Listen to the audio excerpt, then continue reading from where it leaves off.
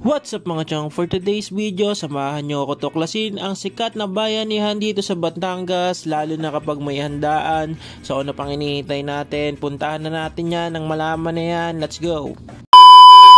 What's up mga chong? For today's video, nandito ako ngayon sa Batangas dahil birthday ng pinsan ko at tito ko. Magkakatay nga pala sila ng isang malaking baboy dahil ito yung unang birthday nila na gaganapin dito sa Batangas. Ito nga pala yung birthday boy, si Don Emer, na mahiyain. Pero di naman talaga mahiyain to eh. At ito naman yung tito ko na sobrang pogi, yung may hawak ng kambing. At ito nga yung mga baboy nila, no? So namimili nga sila. At ito nga pala yung lucky winner. Yan, ang lucky winner ang pangalan niya ay si Kawali. After nyan, yan, dumami na siya.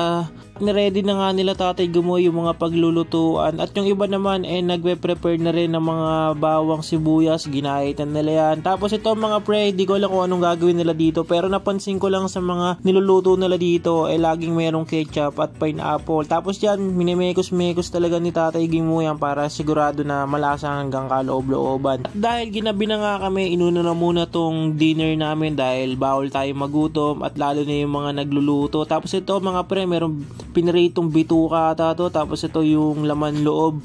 Grabe mga pre, napaka-solid pala dito pag bagong katay talaga.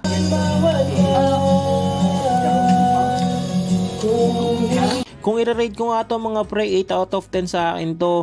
After nga namin mag-dinner, ito, nagagayat na uli sila ng karne. Tapos ito naman si Tatay Gimo, nilublog na tong mukha ni Kawali. Grabe si Kawali, solid pala talaga.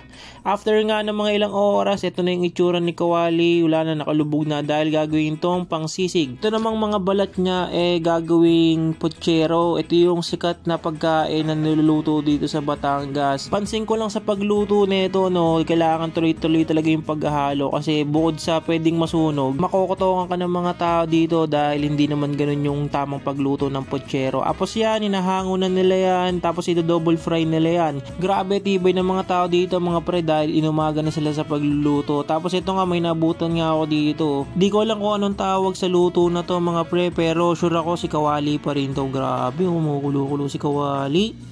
Grabe, napaka-solid. Excited na ako tikman yan.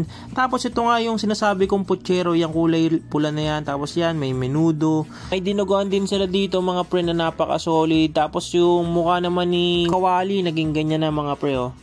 Kung naubutan mo tong part na to mga pre, don't forget to like and subscribe. Bye-bye.